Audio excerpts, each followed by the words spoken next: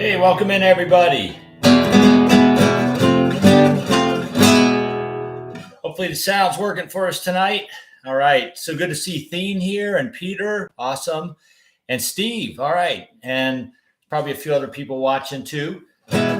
Today is week 3 of 4 for our Spanish guitar. Next week we're going to wrap it up. Last few weeks we've been working more on rhythm guitar aspects and some common melodies in Spanish guitar style.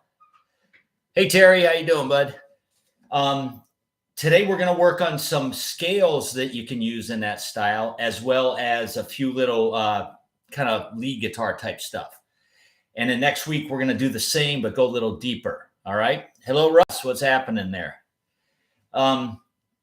So let's go over briefly from last week. I introduced everybody to a neat little melody that's super common in Spanish guitar. It's called Malagueña.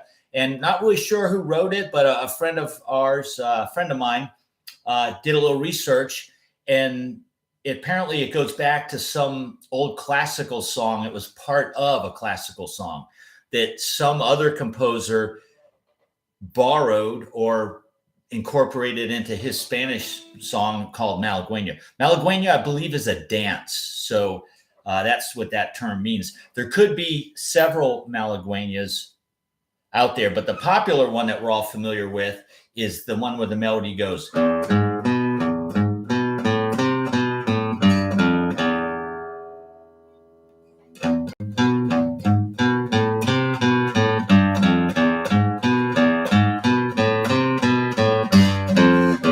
Okay, and then I gave everyone a lot of variations on that you can do, because this is something, even though it's Spanish guitar, these concepts I'm showing everybody, and even some of the scales we're going to learn today, you can apply to rock guitar, heavy metal guitar, a lot of different styles.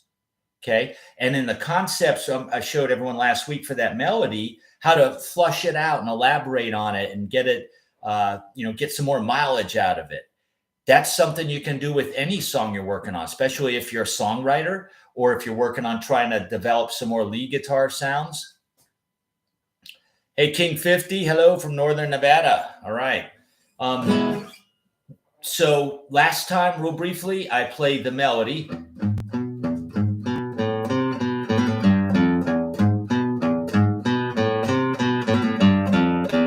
Hey, Roland, how you doing, bud? Okay, and then I gave everyone another version of it, doing an octave higher in the same open string area.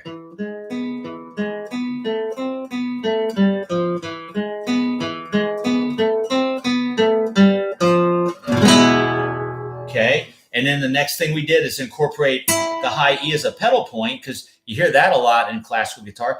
Yngwie Malmsteen and his shred metal stuff.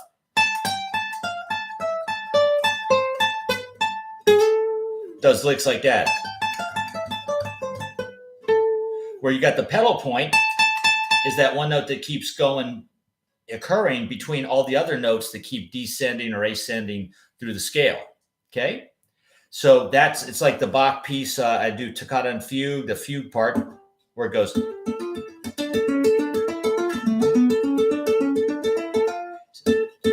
See that part? That note is the pedal point note that keeps coming back. So in classical guitar, you hear that a lot in just traditional classical guitar and Spanish guitar.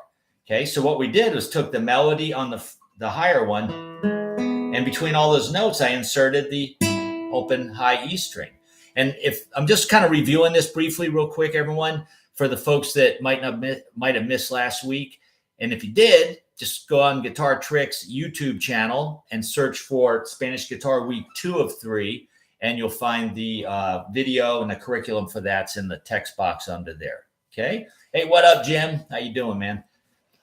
So you can check that out if you're interested with that. And then the melody with the pedal point goes, and what you're going to do is pick the high E string hybrid picking style with your ring or middle finger is just for the high E, and then all the bass notes are picked with a downstroke on the pick hand.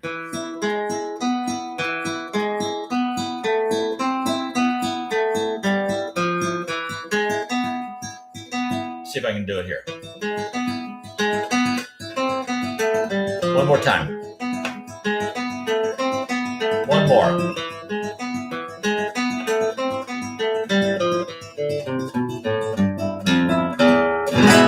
And then it's not an example last week, but we could do that with the bass part. The first example.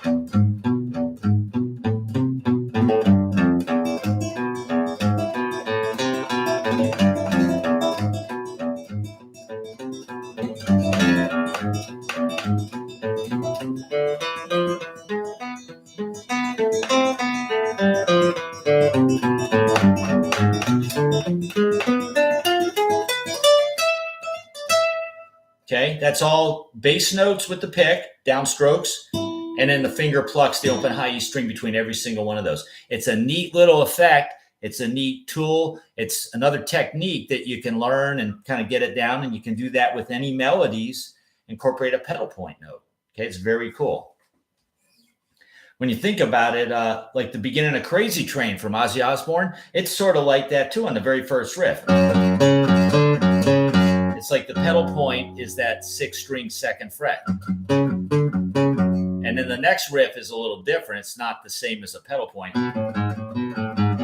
but that first couple notes are. Okay, so that's a kind of a rock version of a tiny little section with the pedal point. Okay, and then we also talked about, hey, why don't we try playing the melody on just one string? Okay. But what makes it neat on the high string is another technique classical guitar players do in Spanish is they typically do it with their fingers. I'm not really that good of a finger picker. I can do some stuff, but I'm not great at it. And I don't have the fingernails because I keep them short for all my tapping stuff. So instead of trying to tremolo pick with the fingers like classical players really do, you can do that with a pick like rock guitar players do. Ed Van Halen and Eruption. I can't do it on this guitar. That part. So what we're going to do is that idea with the Malagueña melody.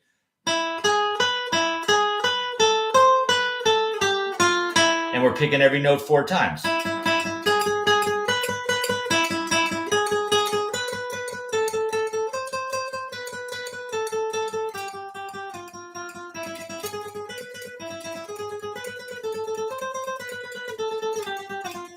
And once you get comfortable with it at a slow tempo with the metronome,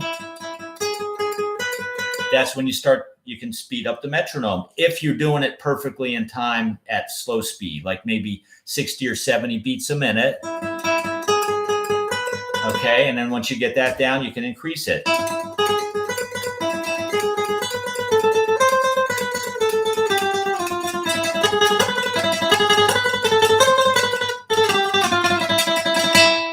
Okay, so getting some miles out of just that simple melody. I've shown you 1, 2, 1, 2, the pedal point, 3, pedal point in the low notes, pedal point with the low notes in the bass. That's 4, the high E string, and then the tremolo on the high E.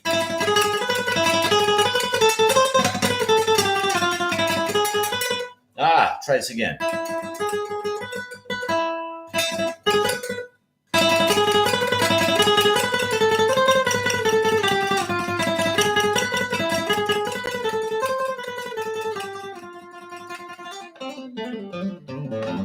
Oh, and also did Roy Clark's version.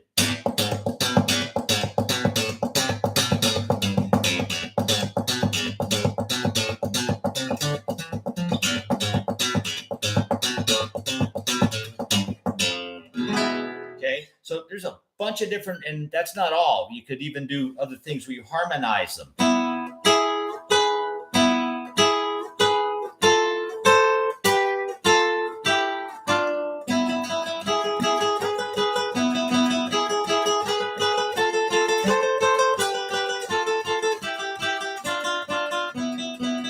Okay, that sounds really nice too. You hear that? We're going to actually talk about that today, is playing little intervals of major and minor thirds on the top strings. You hear that a lot in this Spanish style guitar playing.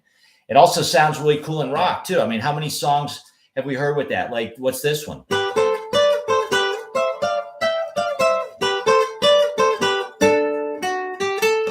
my girl, Van Morrison. That's doing harmonized thirds up and down on that string. God, what is that song?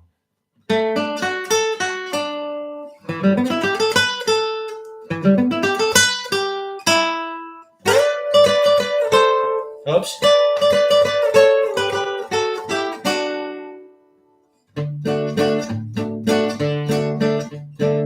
God, I forgot. It's an older tune. I'm totally spacing on the name. Someone might be able to help me out with that. Hey, Zane and Jim and Roland. Oh, appreciate it, Roland. Yeah.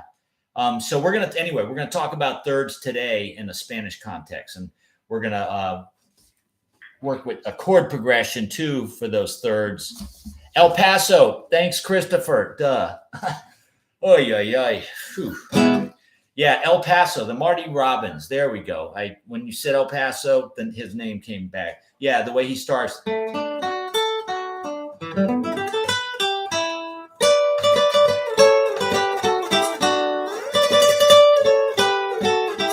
Something like that. And I believe if you're into that song, I believe that's on Guitar Tricks. And if I'm correct, Anders teaches it. He's one of our instructors. He's a really great player, great guy, and he sure can play that guitar too. So anyway, let's get into what we did or what we're doing today. All right, enough of me talking. I talked for about 11 minutes or so. That's pretty much what we did last week, folks. So that's week 2. Now we're going to work on week 3. So go ahead and open up the text box underneath your YouTube video. Print out or open up the tab while you're there. Okay, let me take a little beverage break. And then some players you want to listen to, everybody. If you like this style of playing, check out Carlos Montoya, plays excellent Spanish guitar. And then the other guitar player I was trying to remember last week, Andre Segovia. Segovia is a fantastic classical guitar player who wrote a lot. He also taught guitar. And I believe Charo, who does a superb version of Malagueña, she's got some cool versions of Malagueña on the internet if you want to check her out. But she studied with Andre Segovia. And she's super good. Andre Segovia was a fantastic classical player and Spanish guitar player. So those are some, if you like that style, check out them. That'll get you going in the right direction. And then let's go ahead and just jump right in here, everybody. Example 1 illustrates a scale that's used in a lot of the Spanish stuff. It gets you that real exotic, kind of reminds you like you're in Spain kind of sound. All right, look at example 1. We're going to play it over the E chord. And then it's the little caption I have with it. It says Spanish scale. That's, the non-musician term for it, Spanish scale. But the actual musical correct term is it's the Phrygian dominant scale. And the Phrygian is actually a mode of a parent scale, a different scale. And that brings me to this, folks. I'm going to be doing, after we're done next week with week 4 of Spanish guitar, we're going to be spending a whole bunch of time on modes. I get a lot of requests for the modes. Students talk to me like they're working on Mixolydian or some of the other modes, Dorian, and they ask me questions about it. And I've written a couple books on it in the past. Well, I'm going to bring that to us YouTube folks. So starting in 2 weeks, we're going to take one mode every 2 weeks, and we're going to study the mode. I'm going to have you some examples and talk to you about the theories. It'll be for kind of if you're just new to the modes, all right, getting into the modes and you want to understand them.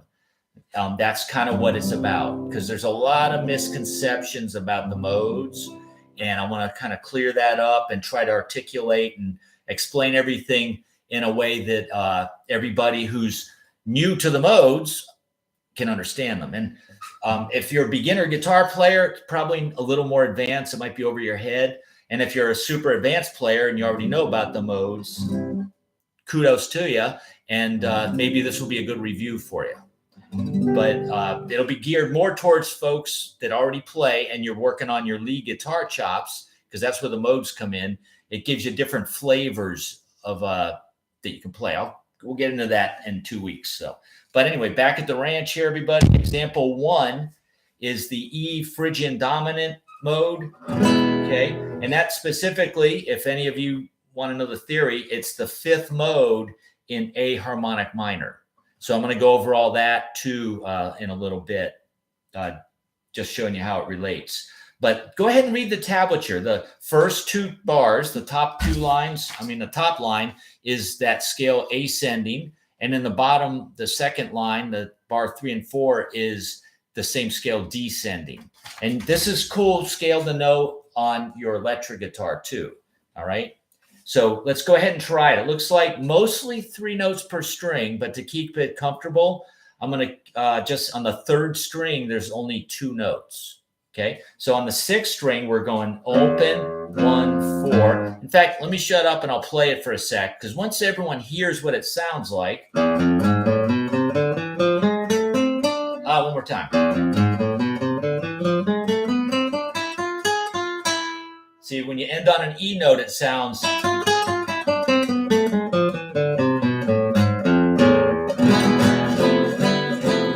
You can do that E chord, and I showed everyone this on the first week of the Spanish guitar series, where you go E, up a fret to the F, fancy F chord there, fancy G back down. Okay, we just call that F for the sake of simplicity, but it's really like an F major 7 with a sharp 4.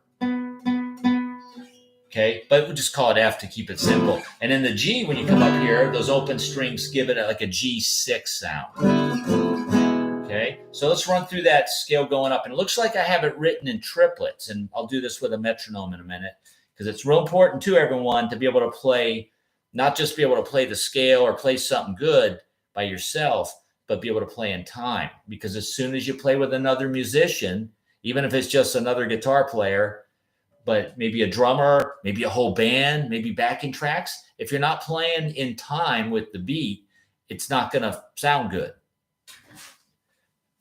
The only time it sounds good to not play in the beat is when you're by yourself and you can speed up and slow down. Like,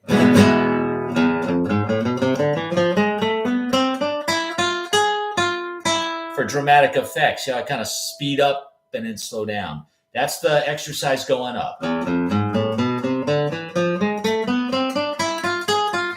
Okay, try to feel the triplets. 1, 2, 3, 2, 2, 3, 3, 2, 3, 4, 2, 3.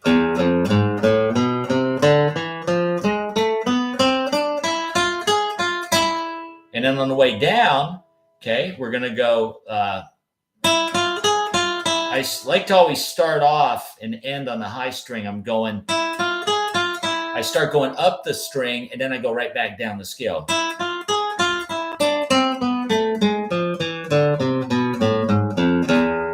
Okay, and also I wanted it to start on beat 1, and then ascend the scale and end on a solid beat. And the open high E string or low E string at the end of each line, that ends on the 3rd beat in that 2nd bar. Okay. So with the metronome, everybody, just kind of lining it up. Let me fire this up here. Let's start, if you're new to this, let's do something slow, like 60 beats on a minute. Let me crank that up. There's Mr. Metronome going. Okay, so 3 per beat. 2, 2, 3, 3, 2, 3, 4, 2, 3.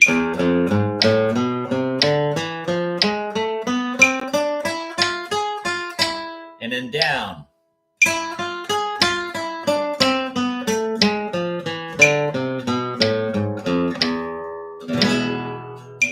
Okay, and it sounds nice to play the E at the end, and you could even come back to A minor if you like.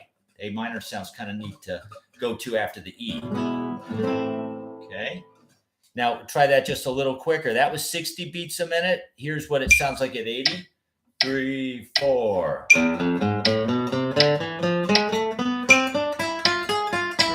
4.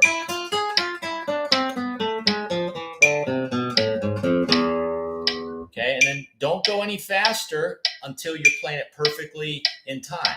Here it is, 100. 2, 3, 4. 4.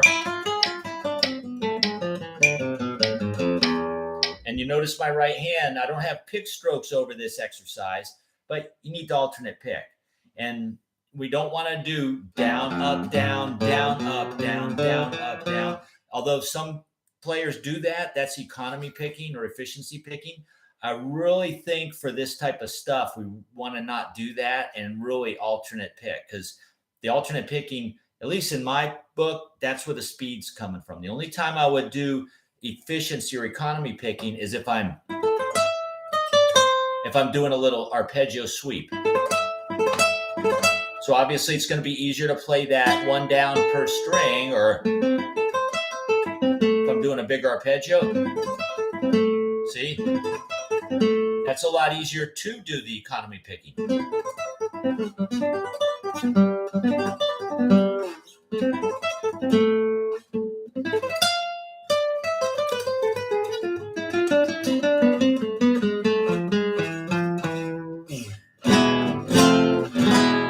Okay. The alternate picking allows me to go a lot quicker when I'm doing scale runs. And it will for everyone else too, if you practice it. And we want to pay attention to that right hand too. I've worked on the pick techniques. I did a whole series on that a while back ago. You can look for those on Guitar Tricks YouTube channel. I believe they're called picking techniques, and I have 8 weeks worth of that. And there's some really good picking exercise in there. And it starts out with specifically just alternate picking. Then I cover efficiency, economy picking, sweep picking, hybrid picking, with the pick and the finger, and string skipping. But you don't really want to start dabbling with all those other advanced picking techniques until you got the down, up, down, up, down, up. Think about it like this, folks. When it's like walking, left, right, left, right, left, right. Isn't that the most efficient way to get from point A to point B? You can think of sweep picking or efficiency or economy picking as sort of skating. Like if you're on roller skates or ice skates and you just slide. That's kind of what we're doing when you slide. See how my pick moves all in one direction? Okay. But we should really be spending our time trying to get the hang of the alternate picking first, because overall, that's the most common pick technique. And that's going to get you a lot further in your guitar playing than getting sidetracked and working on other pick techniques when you don't quite have the alternate picking nailed. Okay. And the alternate picking is super important.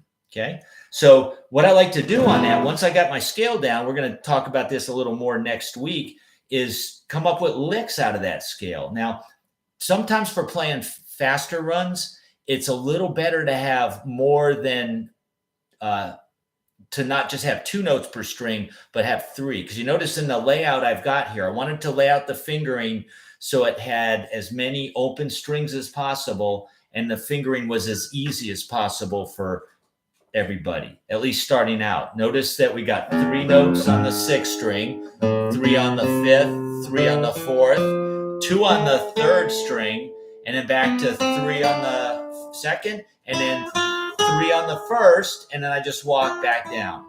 Okay, but it's still just 3 notes.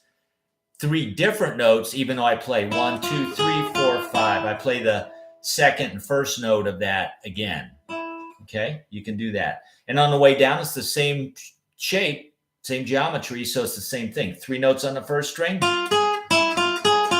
Okay, even though I play 5 notes, there's only 3 different letter names. E, F, G sharp, and then 3 on the 2nd string, 2 on the 3rd, 3 on the 4th, 3 on the 5th, 3 on the 6th. Okay, and it's nice too, maybe after your E note, play the E chord. Now what you can do, folks, once you get that down, I'm going to show everyone some neat little sequences you can do next week with that. But what I've done is I've rearranged the scale a little bit. I arrange it so that I got 3 notes on the 1st string, 3 on the 2nd, and then on the 3rd, it's 1st, 2nd fret. But then I'm going to borrow that open 2nd string note and play it on the 3rd string, 4th fret. Okay? And I'm going to play a 3-note pattern on strings 3, which frets are 1, 2, 4. I'm going to go over all this next week, but I'm just showing everyone what you can do with this little pattern. And then the rest of it, I'm back to 3, 2, 0, 3, 2, 0, 4, 1, 0. Okay?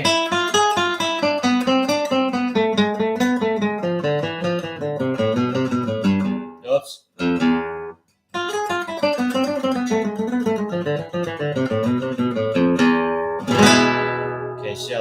See how that sounds? Oh, you know someone else you can listen to, folks, is I mentioned him last week, Paco de Lucia. Yeah, I listen to him a lot, and my buddy, Spanish guitar buddy, who was Gal Drimmer, who was in week 1 of this a couple weeks back. I had invited him in, and we both played for quite a bit of the lesson for everybody.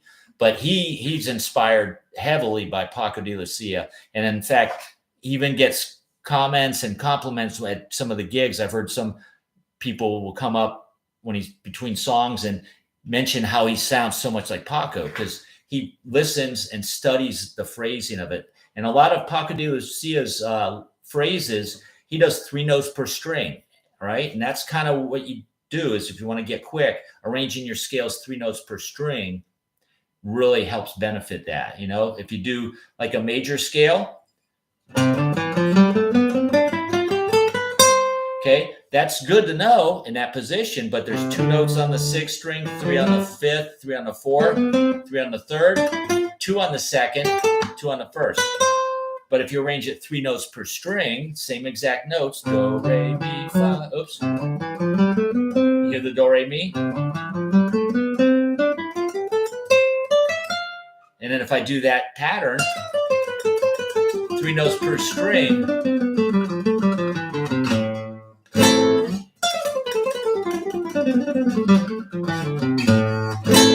you can get real quick with it. And that's the secret. A lot of the fast pickers do 3 notes per string.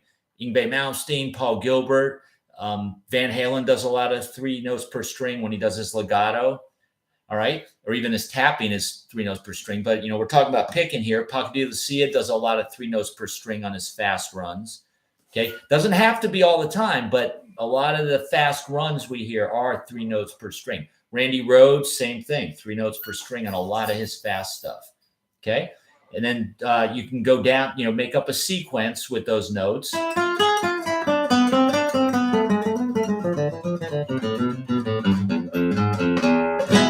And then maybe go back up the scale, but start on the A string, but play the same notes, 0, 2, 3.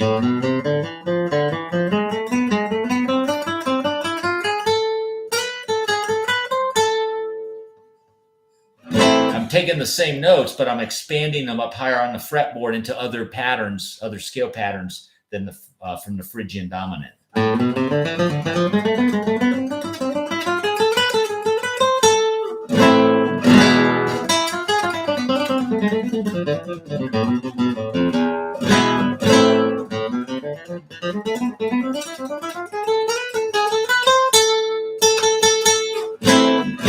Okay, so there's a lot of neat things. We're going to talk about that kind of stuff next week.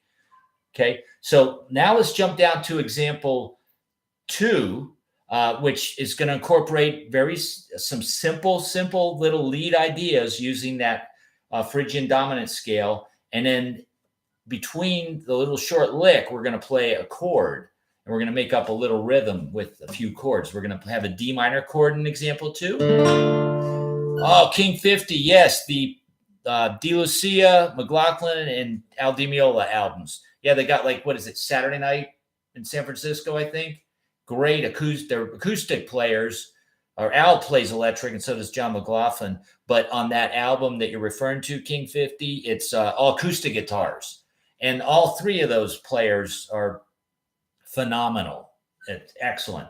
Al Di Meola and John McLaughlin, they play with picks when they pick. Paco de Lucia does everything with his fingers, but they all 3 of them can absolutely just shred. And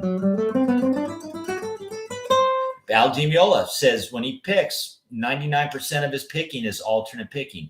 John McLaughlin, same thing.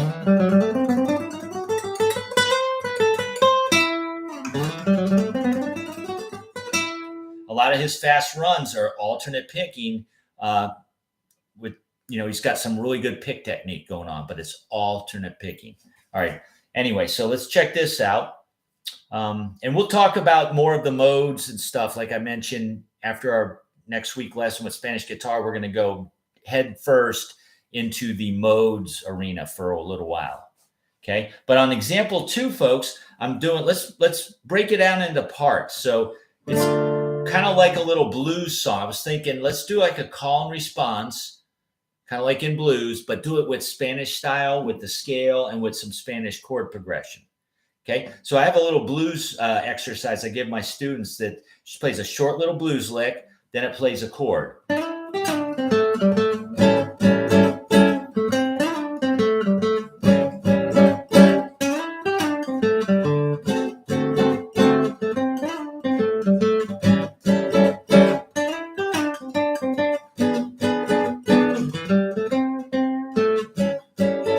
Kind of like John Lee Hooker a little bit. Well, I try to think, how can I do something like that where we're going between a short little lead idea and then some chords. So let's learn what the chords are first. It's a D minor in that example 2 on page 1, everybody. Okay. And then the next chord is A minor. And then we go a few bars over, and then we got an E major. And then we go back to A minor. And that's, over the bars, I've got the chord name, and then that's the chord written in tablature, and we're going to strum that. I'm going to show you the strum in a minute. Okay, it's D minor, and then down here we got the A minor, and then we've got the E major, and then we got back to A minor. And then over here, repeat sign means go back to the D minor and do the whole thing again. And then see this bracket over the bottom line? It says 1. That means that's the first ending. That's what you do the first time through. The second time through, after we get to the repeat sign, we go back up, play D minor, the lead, A minor, the little lick, E major, the lick, and then we come down here. We skip all that. That's the first ending, the first time. We skip that, and then we do this second ending, which is the little wrap up. It ends, it sounds like a musical way to end our little exercise, okay?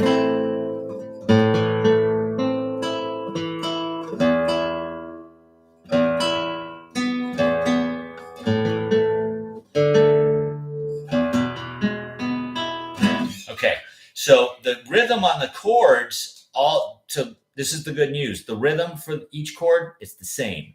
And if you look at, I did put pick strokes over this example, over the notes you're going to play in your scale, and then over the chords for the strum. So the D minor chord goes down, down, up, down, down, up, down. Then we play a little lick, and then we're going to go to A minor, same strum, down, down, up, down, down, up, down. Then we're going to play a little run. I'm going to show you that in a minute. Then we jump to E major, same strum. And then we play a little run and then end it with A minor. And then we go back to the top, okay? So let's try the little lead guitar parts too. I'm going to kind of move quick here, but I'll still stop and talk about stuff. The little fills, if you look, it looks like there's only 6 notes in each fill. And they're all back here using the upper 3 strings, mostly the upper 3 strings, except for 1, 2, 3. The third fill starts on the 5th string. Okay, but it's using notes out of that scale. The E Phrygian dominant that's up in example 1. Okay, so the first fill we're going to do starts on the 3rd string. That's how the whole little rhythm starts. We're going to go fret 1, 2, then open 1, 2 on the, open 1, 3 on the 2nd string, and then the open 1st.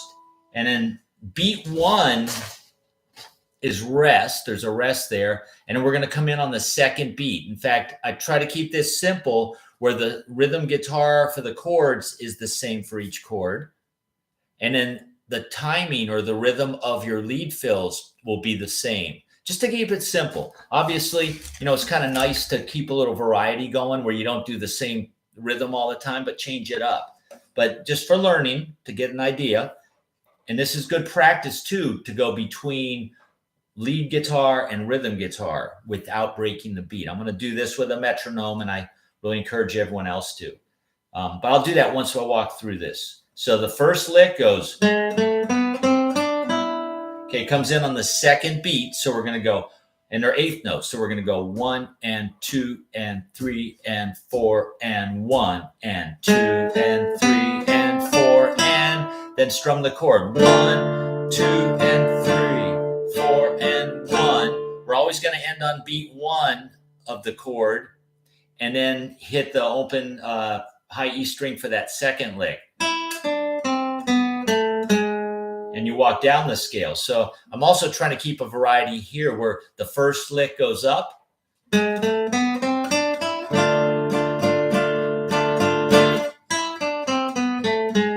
then the second lick goes down, A minor. And I just saw a typo, everybody. Please forgive me. The last pick stroke on here at the end of that the third staff line down, right after the D minor chord, you play the D minor lick. It looks like I have two downstrokes at the end. Well, the last downstroke should be an upstroke. So my bad. Sorry. I caught it too late after the curriculum had already been posted. Okay. So listen how it sounds all together. 1, 2, 3, 4, 1.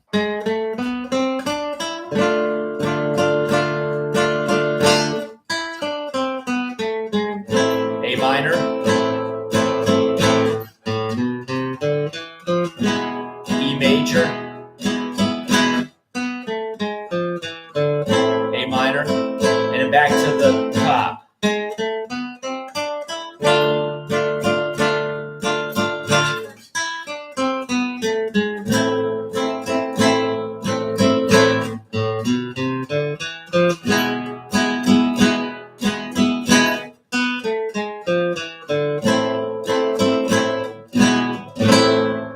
And then that second time through, I took the second ending, which goes, it's A minor. I should have actually put an A minor over that second ending chord right here at the bottom of your page.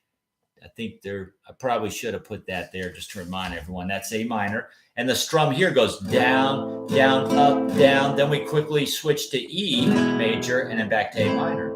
And look how convenient that is too. When you're on the A minor, to go to E major, all you got to do is move every finger up a string. And then from E back to A minor, you move it back down the string. The geometry's the exact same, just up a string or down a string. And in D minor, check this out. When you go from A minor to D minor, just move every finger down one more string.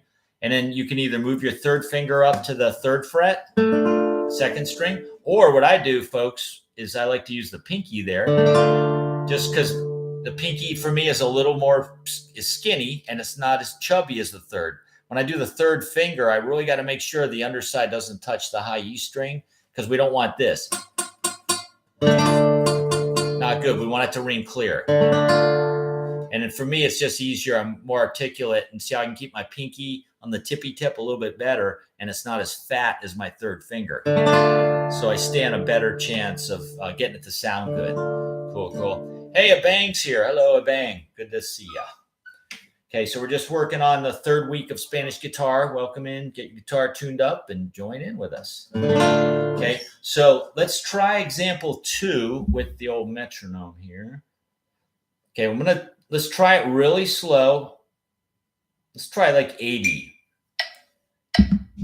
Okay, so this is what it would sound like at 80. And of course, before you even do the metronome, everyone, you want to kind of play through it and just try to be able to play it sort of decent in time. And the trick is not to stop between your fills to the chord or the chord to the fills. We don't want to go.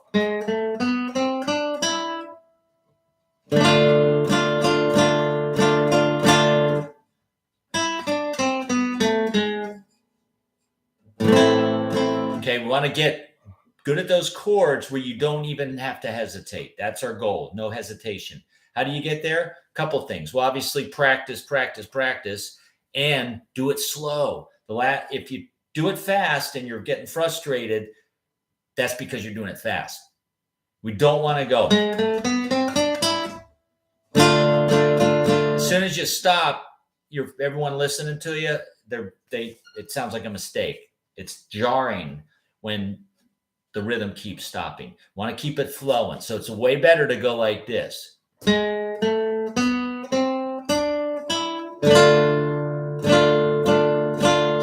I didn't stop and it just flowed better. And you can kind of see my leg tapping the beat. I always tap my foot when I'm playing.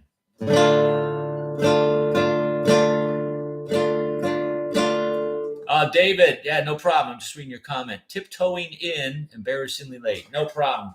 Better late than never, David. We're just working on some little simple lead melodies in the Spanish style between a chord change in the Spanish style with the D minor, A minor, and E major chords. Okay, so let's try this thing at 80. We're on example 2. Okay, there's our beat. Okay, and before I even play anything, I'm just going to try to feel the tempo to tapping my foot. And we're doing eighth notes. So everything is down strokes on the beat, down, down, down, down. Up strokes are always on the upbeat when we're doing eighth notes. Down, up, down, up, down, up, down, up. 1 and 2 and 3 and 4. Okay, here we go. I'm going to come in on the second beat. 1, 2, 3, 4, 1.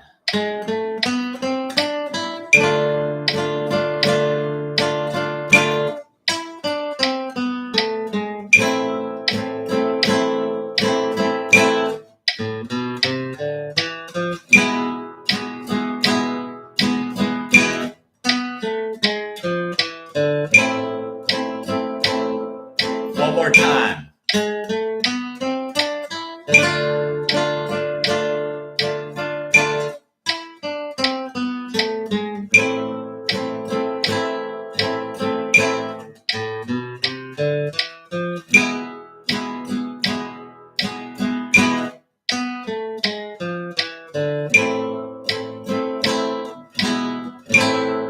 And then the second time I did the second ending.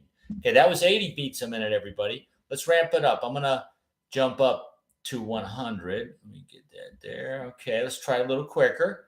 So I'm going to play through it twice. And like I said earlier, folks, if you're following along here, the second time through, after I play the bottom line, first 2 bars, the repeat sign, I'm going to go back up to the repeat sign right at D minor and play the whole part again. But when I get to the bottom line, after I finish the 4th line down here, everyone, I'm going to skip these 2 bars and go to the end. Okay, that's standard way of how things will be written in music and tablature. If you buy tab books, guitar magazines, guitar tricks in their lessons, everything's written in music notes and tablature, and they use the same symbols I'm using. Okay, so here we go at 100. Okay, just kind of digest the new, slightly quicker tempo and feel it out. 8th notes, down on the beat, up on the and. 1 and 2 and 3 and 4 and down, up, down, up, down, up, down, up. Okay, here we go. 1, 2, 3, 4, 1.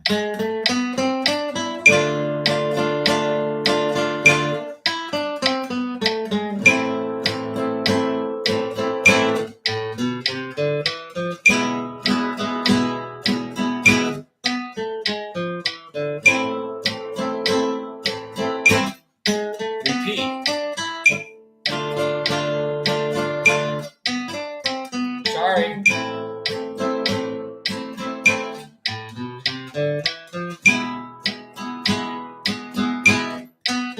Ending.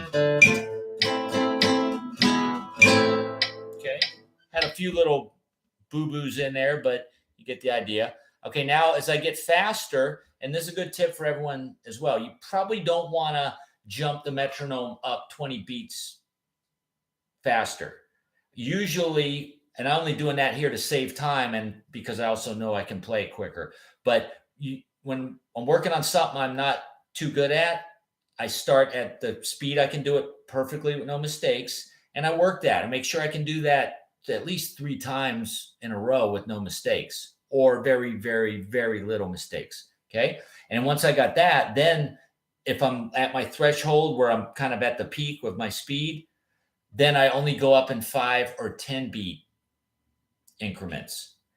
Okay. Usually 5, sometimes 10, but it's, if you make the big jumps, you're going to find quickly that maybe that going 20 beats up is a little too fast and you're going to have to tuck it back. Okay. So as I get faster, I'm only going to go up 10 beats. So here's 110. Here we go. 1, 2, 3, 4, 1.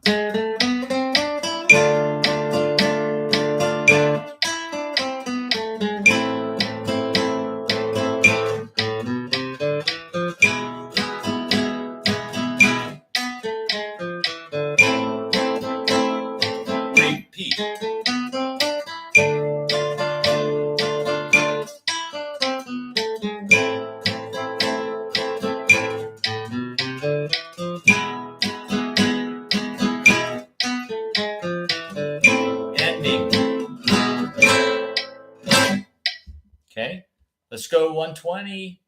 Well, you know what? I know I can do that. So let's go to 130. Okay, just trying to show everyone what it sounds like. Because sometimes things sound a little better when they're faster, but when you're learning it and practicing it, you got to do it slowly first. Okay, otherwise it's going to sound messy. Okay, so 1, 2, 1, 2, 3, 4, 1.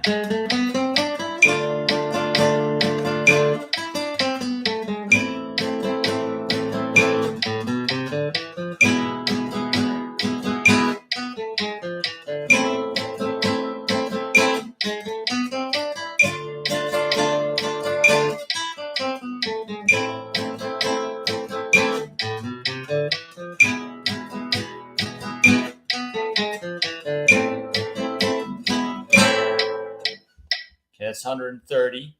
We'll try 140. You notice that the patterns, the scale licks, everyone, the first one goes up, and then the second one goes down. The next scale idea goes up. The next one goes down. And then the last one is the same as the first one. Okay, so I only got 1, 2, 3, 4. It looks like they're just 4 separate ideas. And then just trying to make it, find the right notes in your scale. I didn't just pull it out of the hat. I practiced it and I worked with what notes would sound good to start on and end on. I wanted a melody that went up. So the highest note was that high note of the D minor chord, the F. All right. So if you back it up, and I knew I wanted to have just 6 notes in the run coming in, because I wanted to keep it simple for everybody. So every lick, even though it's different notes going different directions, they all come in the same spot. So it's a little predictable, or actually a lot predictable, but that way you can chew on that. So I wanted it to run so that when I finally get to D minor, it was like a run that took us to that note. You know that sounds? And then when I went my way down, I tried to get something that takes us from the D minor, not jarringly, but very nice and smooth. When you hit that G sharp note, it sounds like it needs to be resolved. And then the A minor resolves it. And then from the A minor, and that F note there we end on, going into the E, that also creates a little tension. Like it needs to be resolved. You can just move it back to the E. And then the end of the E, I walk down. Oopsie. And I wanted something that took us back to the A minor. So it just takes some exploring, some putting around with your scale. I gave you up an example 1 of the notes I'm using, and you can create your own. Okay, so let's try one more time, and then we're going to work on the final example on page 2, which is really cool. Let me get this going. Okay, one last time here. 140, everybody. 2, 3. Here we go. 1, 2. 1, 2, 3, 4, 1.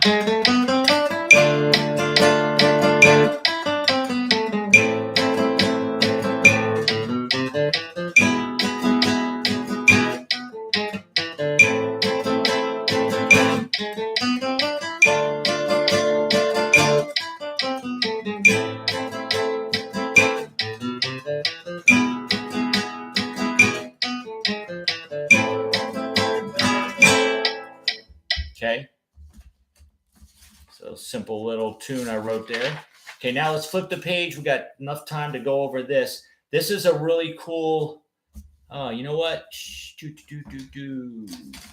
just realized I didn't put down example 3, but the top of page 2 is example 3. It just doesn't say example 3. So this is using thirds. Yeah, so maybe you can make a mark on that.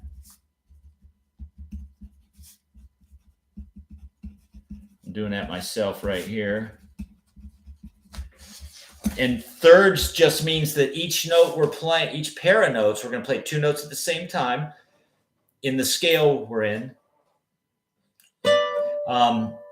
Whatever note we're playing on the second string, the first string note is 3 letters up, or 3 notes up in the scale. So check this out. I'm going to play the example for you, but check this out. The chords over every other bar, it's an A minor, It's very familiar. We did this the last few weeks. Then we go to G, then we go to F, and then we got E or E7 at the end. Okay, so you could do.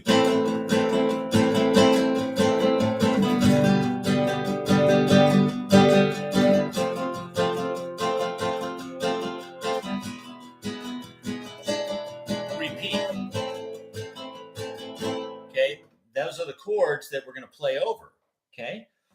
And if you want to record yourself strumming those chords, 2 bars on each one, you can do whatever strum you like. Just make sure it's 4 beats per bar for 2 bars. So 8 beats. 1, 2, and 4, and 1, 2, and 3, and 4, and 1, 2, and 3, and 4. That kind of thing. Okay. So take an idea here. We got. We're trying to play 2 notes on the first and second string together.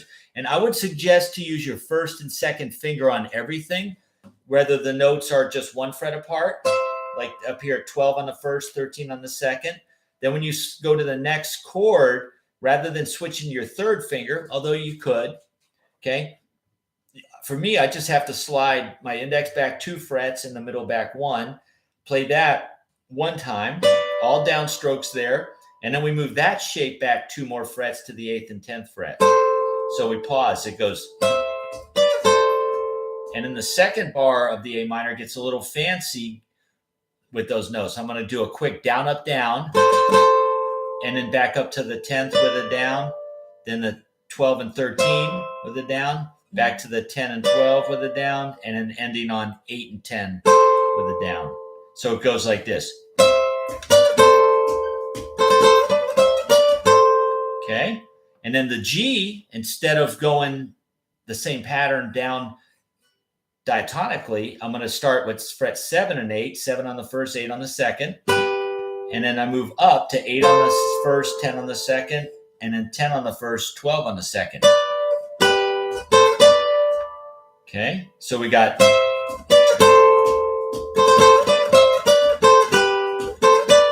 We're creating a nice little melody here. It sounds very Spanish, okay? And then the next one for F, moving down to the second line, we're going to start on the 8th fret first string, 10 on the second, and we're going to do the same rhythm concept, the same sequence as the A minor, but we're doing it, making it fit the F.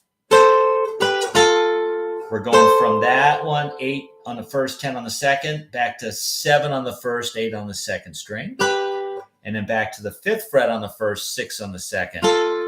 Pause there for a sec, and I do a quick down, up, down. It's like a quick whip of the down, up, down. And then back up to 7 and 8. Back up to 8 and 10. Back to 7, 8, and then 5 and 6. So it goes. And then for the E7, we're going to break the mold again and go 4 and 5 on the first, second string. And then we quickly move up to 7 on the first, 9 on the second with 2 downs. And then up to the 10th fret with a quick down, up, down. And then up to the 13th and 15th fret on the first, second string. And then we go back and repeat. So all together, it sounds like this.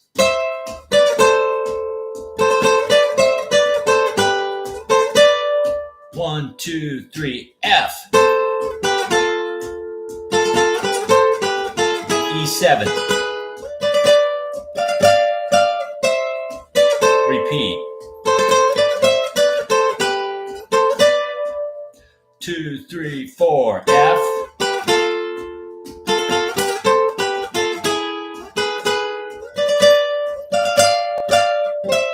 And then you end it on the A minor. Now, what makes that sound good over the chords, in fact, I'll quickly record myself playing those chords. And you don't have to get elaborate with Pro Tools or Logic or any of those recording softwares. Just for this, to see what it sounds like, I use my Voice Memos app in my iPhone all the time. I record my band practices there. I record ideas I'm coming up with. I'm going to record this one here. Let me strum that for everyone. Okay, here we go. 1, 2, 3, 4.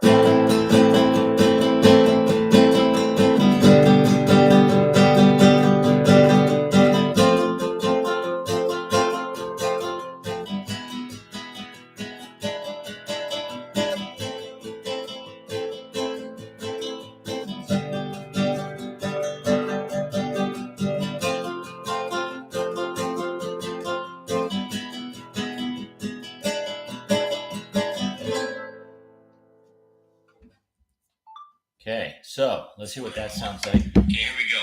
1, 2, 3, 4. Okay, you can hear that, right? Now I'm just going to play example 3 over with those thirds. Okay, hopefully we'll hear both guitars decent enough for you. For everyone. Okay, Here we go. 1, 2, 3, 4.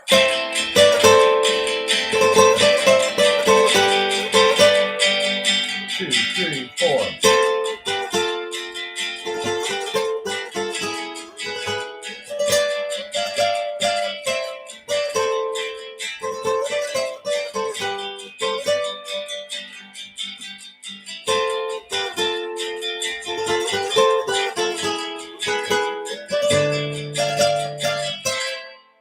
Okay, without the D string there, that was my bad. But you can hear what it sounds like over that. All right, let me turn that down just a tick because it was kind of loud on my end. So Russ is saying, all right, good. Glad you guys are commenting. And ladies, Russ says, so you're playing major and minor thirds correct in this example. What was the toll you are using again? Thanks. What was the app? All right, yes, I'm doing major and minor thirds. And here's the deal, though, with this real quick. And then I'm on my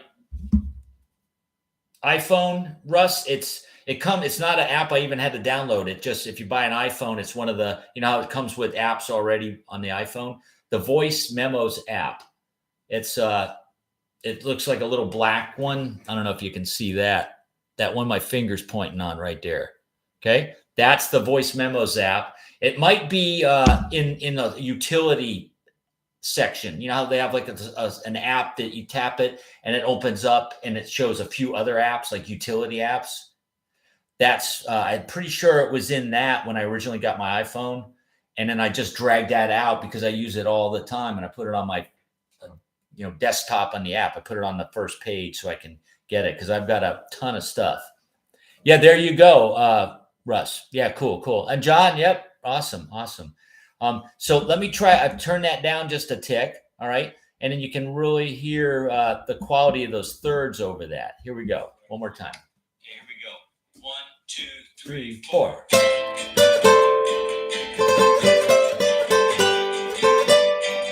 2, 3, 4.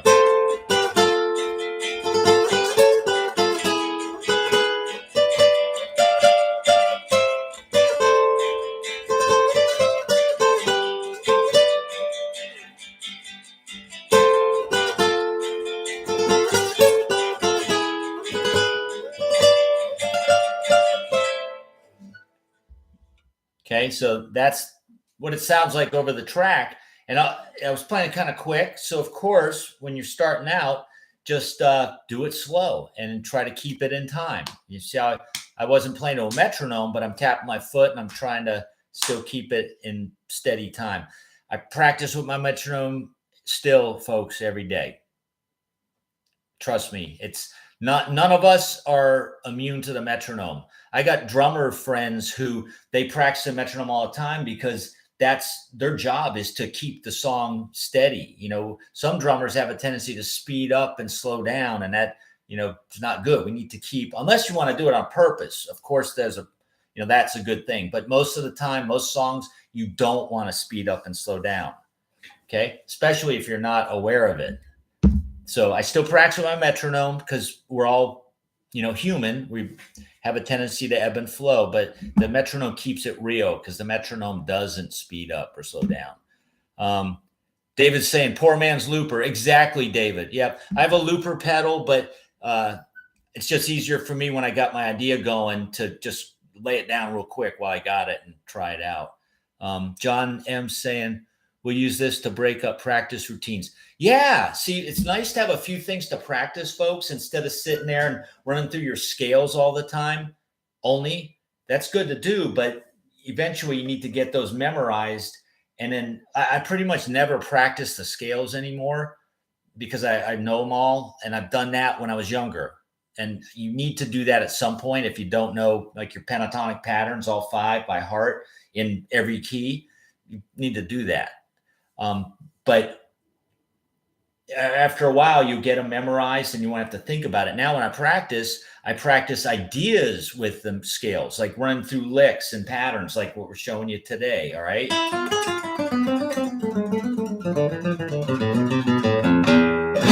Or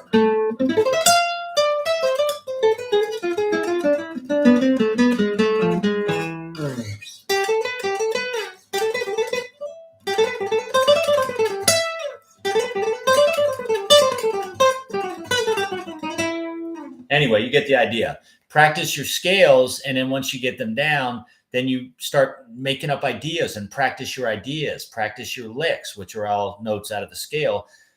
All right, that's what we want to do, is start playing music with the scales. Don't just, once you get them down, you got them. Try to make music soon with them. Okay. King 50 saying fun stuff. Learn a lot. Yep. Very welcome, Steve in New Hampshire, and King 50. Cool. Oh, cool. Like you're saying, liking this more than you thought you would. Cool. Well, tune in next week, everybody, because we're going to do a little more elaborate on some of the lead guitar type of stuff you can do with these. All right. And then we'll wrap it up. Next week will be our last week of the Spanish guitar. And I'm glad we got some stuff out of it. And speaking to Steve, who said he thought he got more out of it or likes it more than he thought he would. I do a lot of this stuff on my electric guitar too. And it applies to, because a lot of Randy Rhoads music with Ozzy Osbourne and Yngwie Malmsteen, those folks use the same scale. They use the harmonic minor and the Phrygian dominant mode a lot. A lot of classical music uses that. So there's a lot more applications for the scale than to do just Spanish stuff with it. You can do rock, you can do metal, you can do classical with it too. It's a nice exotic sound that you can lay in there. All right. So everyone have a great week. Manny too. All right. Cool. And Jim, everyone have a great week. Zane. Cool. Appreciate it, Zane. Yep.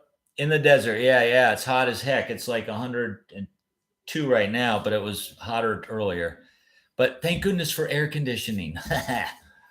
It's tough. All right. Everyone have a great week.